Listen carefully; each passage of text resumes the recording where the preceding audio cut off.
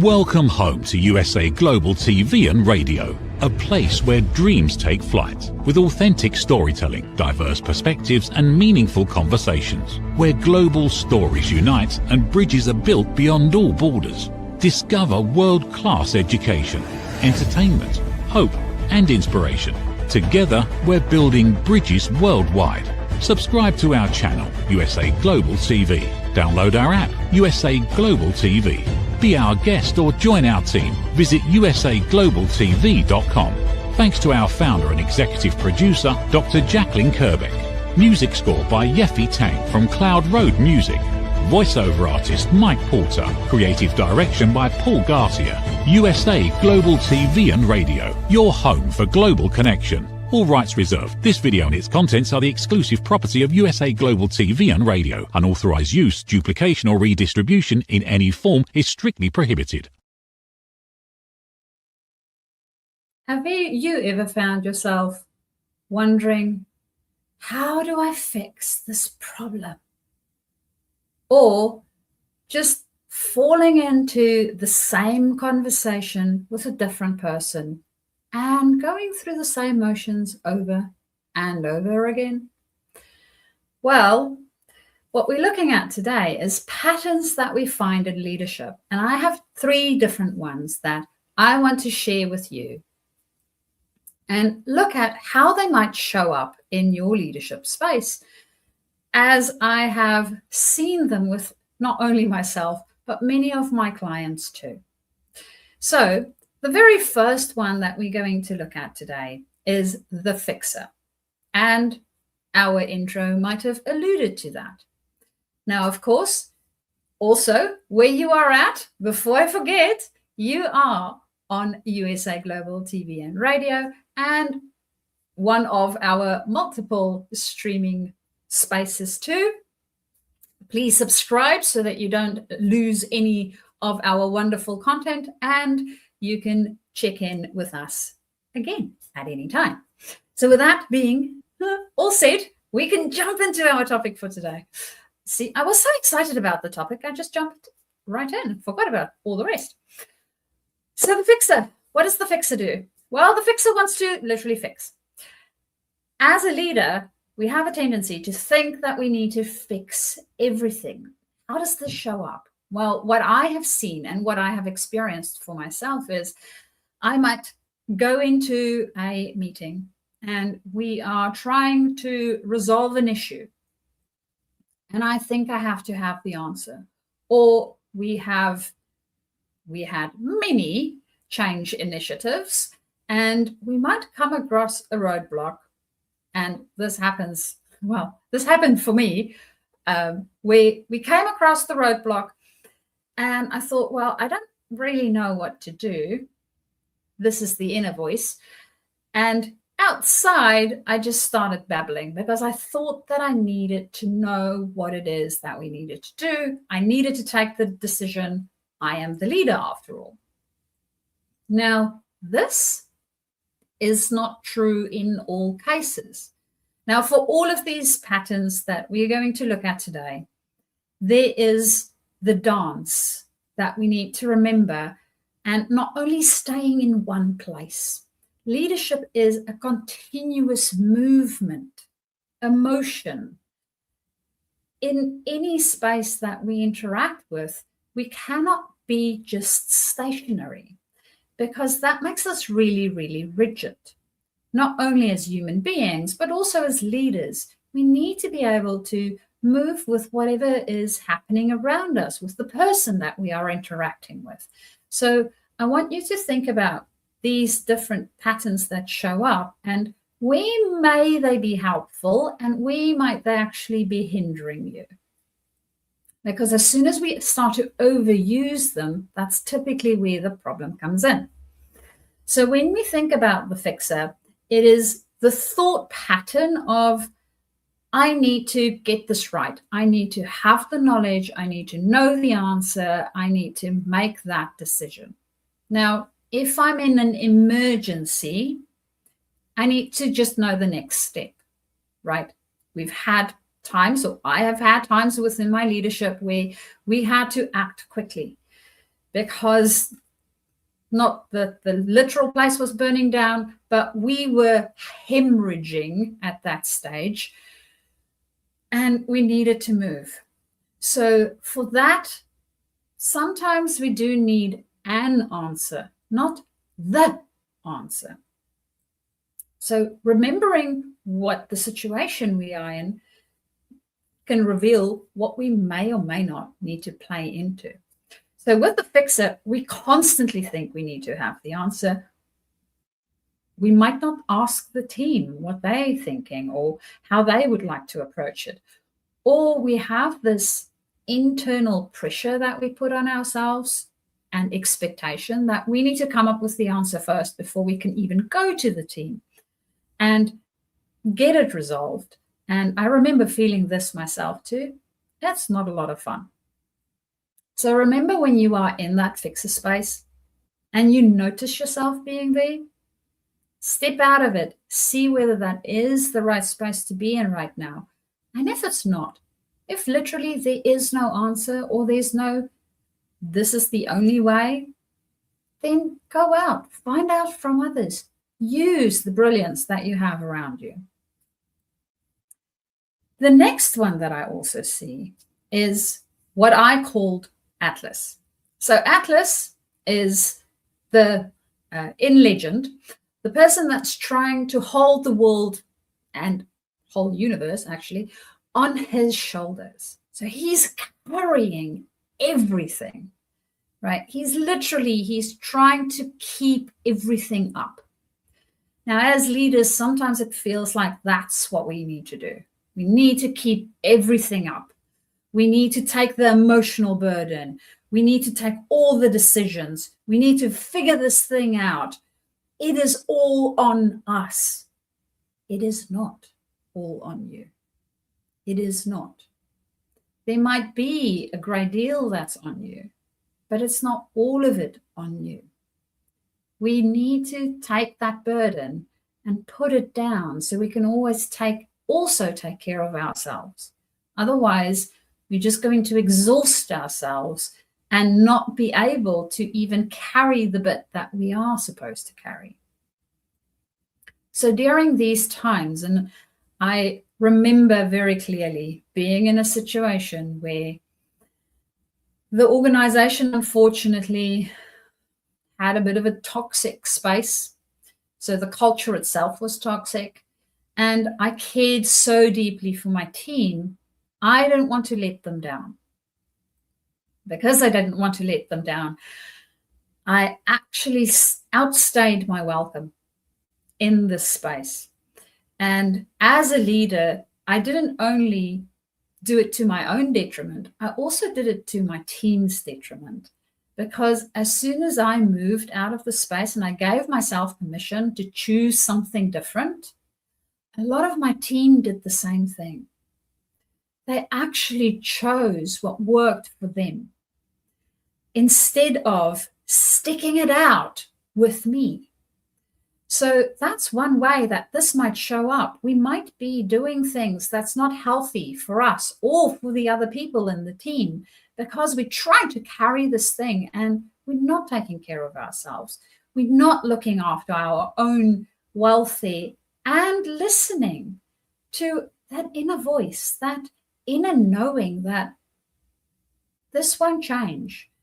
This won't necessarily, even if I stay here, it won't get better.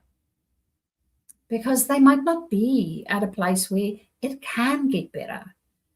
We are not in control of everybody else's actions, of everybody else's emotion. We can only control our own. We can only regulate our own and then invite co-regulation with others. So remembering that we need to put the world down. You are not Atlas, you are a human being. The world, one, does not revolve around you, and you do not need to help it to revolve. You need to take care of yourself so that you can bring your best self into the space and then lead from there. If you are depleted, you are no good to anybody, not your team and also not yourself. So playing Atlas, we might feel good, right? It's an ego boost. It makes us feel really good sometimes, but it doesn't serve us.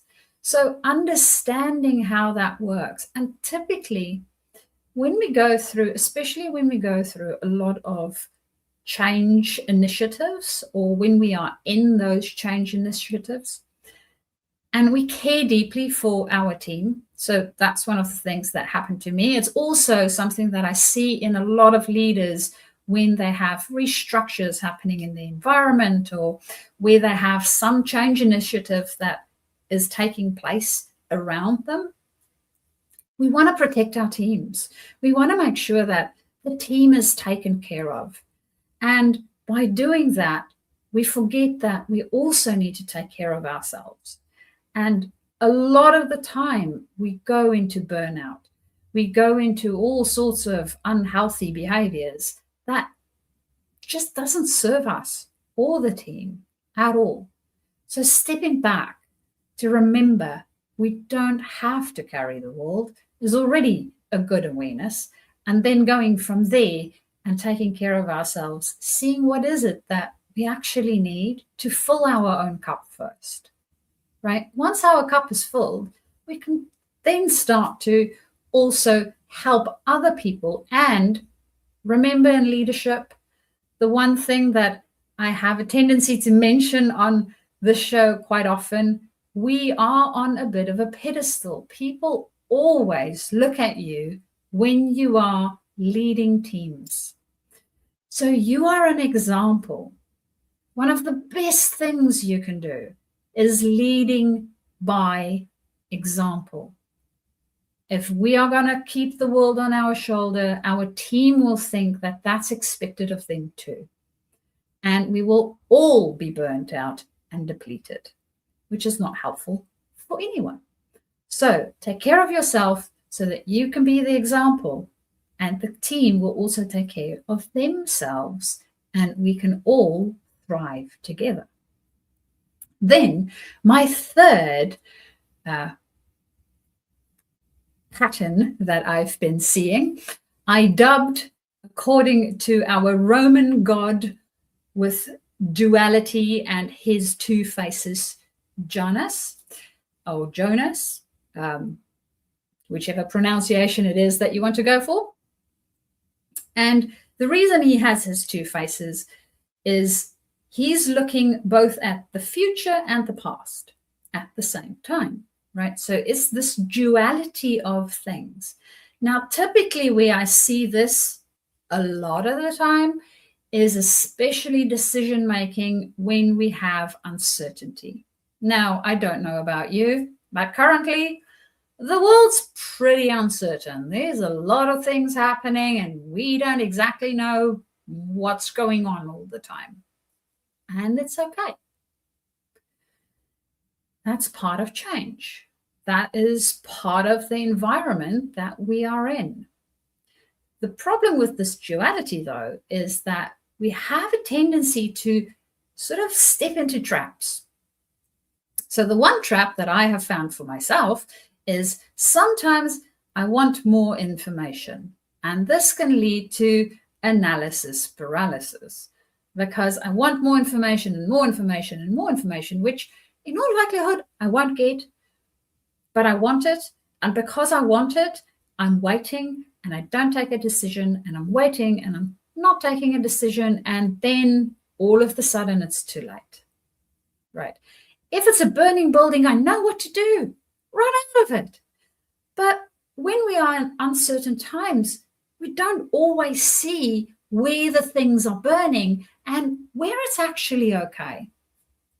So it's good for us to find a process for ourselves to determine that, because we can't get all of the information all of the time. This is uncertainty, right? So we don't have all of the information. We need to take a step. Now, this is where we have the caveat, and it goes to the other way, where potentially some of us take steps too fast. We don't want to sit in the uncertainty of understanding what might be the next best step. I'm not saying the right step, because there might not be a right step. There might just be a best step. But if we take steps too fast, it means that we need to continuously, very fast, course correct all the time, which might not be helpful. Because one of the things that I have also observed within my time in leadership, and also on a mechanical plant, is we have this lag that happens once you have taken a decision, right? So depending on the system that you are working inside of or with, it might look like, if you think about a bathtub and you are opening a tap and you unplug the plug. Now, if the tap and the plug that you unplugged is putting water into the tub and taking water out of the tub at the same rate, the bath water will stay at the same level. But if you increase the amount that you put in, or you decrease the amount that you take out, the water might rise. And if you do it the other way around, the water will drop. Now that's the same with any decisions, right? So that raise and drop level, the time it takes for it to rise or to drop, that's actually your system giving you information back. And that's what happens with decision making. We need to have a loop where we can get information back. And we don't always have enough information. That was the one part of it. But sometimes we are too fast on the trigger and we just want to make those steps. And because we do that, we don't give it enough time to adjust so we can see, was the step in the right direction? Or was this the best place to go into before making our next step? So now our steps are compiling with a delayed lag, which just makes it a big, big problem. So that's the two things that can come up when we are in especially uncertain times, when we don't have a lot of data and we don't know how to go about doing or making good or best decisions. Not the right one, just the best one for now.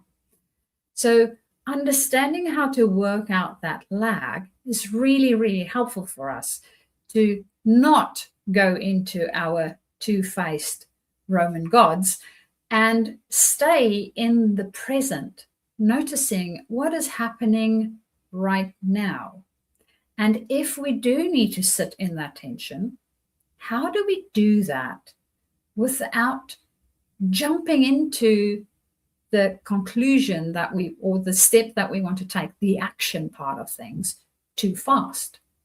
So and you will know for yourself. Now, typically, I have a tendency to overthink. That's my pattern. If I think about my Roman god, my pattern would be overthinking. I have a typical tendency towards that a little bit more. So if I am on uncertain ground, one of the things that I have worked out for myself is, well, what is the minimum amount of information that I need in order for me to make the decision, right? And one of the other things that I also came across was that actually my system, my physical system, has a lot of knowledge that it can share with me. So some of it would be a little bit of the pros cons list or a checklist of some sort. But I don't necessarily, especially during uncertainty, rely on that as much. I more often have started to rely on my gut feeling. So yes, I want to check a little bit of the logic, and I want to definitely go and check in with my system to see, is this in alignment with my values? So is it heart attached? And is it in alignment with my gut? Does it feel right? Does it feel like the right place to step into? And if I still have a bit of uncertainty, to listen to that and sit in the tension just a little bit longer so I don't step too fast into the action. So I want to have that balance. And as I mentioned earlier during the show, it is the dance, right? It is understanding when to do the one thing and when to do the other thing, and dancing between these different states of being, because neither one of them will necessarily serve us all the time the same way. And we need to understand where we have a tendency to overuse something too often. So this is the overall pattern that I do see for leaders. We need to be self-aware. Now, that requires us to step back and actually think about what is going on in our vicinity, for ourselves, in our teams. What is it that we are seeing? What pops up more often? How are they related to each other? What is common denominators in those interactions? And what am I contributing? What's my input to that? That might be causing some of the things that I am seeing. So that's the awareness piece of it, because if we're not aware of it, we cannot fix it. Which brings me to the other pattern that we also have as human beings and leaders. It's the fact that we have blind spots. Now, we all have them. We can't get away from them. And when you think about blind spots, the reason they are blind spots is because they're behind you. You cannot see them. So what you want to do is you want to develop a process for yourself that enables you to see behind your back. And please don't grow another face so that you have to. It's not necessarily going to be helpful, because there might be stuff on the side that you won't see, and we don't want you walking around with 4 faces. That's just going to look creepy. So other than walking around with 4 faces so you can see all the way around yourself, we have other people around us. We also want to understand how they are experiencing us, because our own experience of ourselves might be quite different from the way that our team or our peers or our boss might be experiencing us. So understanding their experience, my intention, my expectations maybe too, and then adjusting it accordingly so that those blind spots can become a little bit more to the forefront and in my awareness space, so I can start working with them. And of course, as leaders, it might serve us to also think about how we are getting this. So feedback, one, for nobody is ever an easy thing, right? So understand how to ask for feedback and also how to receive feedback. And then you also want to make sure that when you get your feedback, you actually get feedback from somebody that would be honest. It doesn't help we get feedback where they just give us all the nice things, right? Yes, it feels good. I get that. I understand. We all want to feel good, and we won't necessarily uncover those blind spots if that's the only feedback we get. So understand how to set up your system in order for it to really, really serve you in the right way would definitely be helpful as you are working through your patterns that you may or may not be familiar with. And potentially one of these 3 figures might be showing up. Either you might be trying to fix things, you might be atlasing the world onto your shoulders, or you might be our 2-faced Roman god and not even know it. So create a bit more of self-awareness so that you can dance the way that you need to dance in your leadership. And I look forward to seeing you all next week again.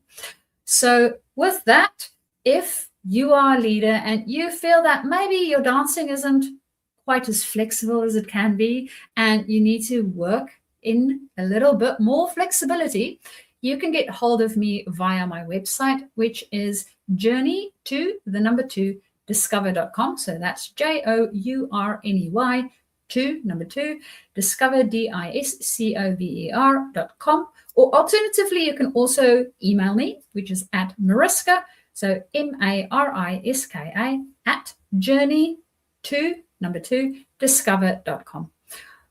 You can also find me on LinkedIn. So if you want to do the whole social thing rather than the website thing, you are more than welcome to look for me on LinkedIn. So on LinkedIn, I am Mariska de Pree, and there you can literally just take a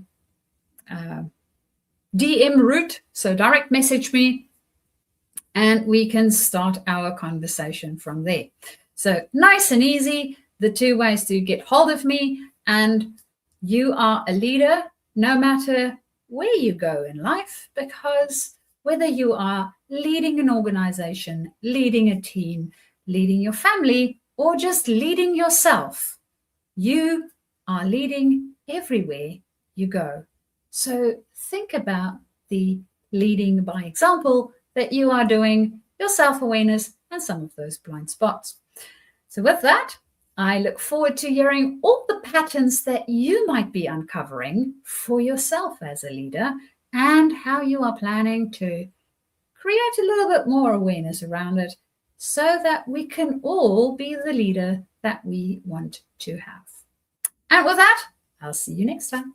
Bye-bye for now. Every great story begins with a vision. At USA Global TV and Radio for years, we've been providing world-class education, entertainment, inspiration, imagination, connections, and hope. Most people don't stay to watch the outro or the credits, but it's the people behind every success, behind every breakthrough, and behind every unforgettable story who matter.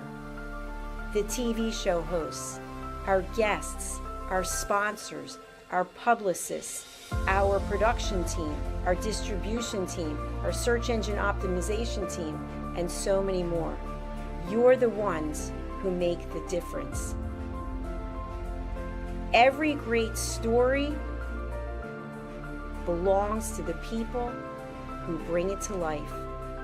Our future looks bright at USA Global TV and Radio, and that's because of you, our loyal fan base all around the world in more than 60 countries.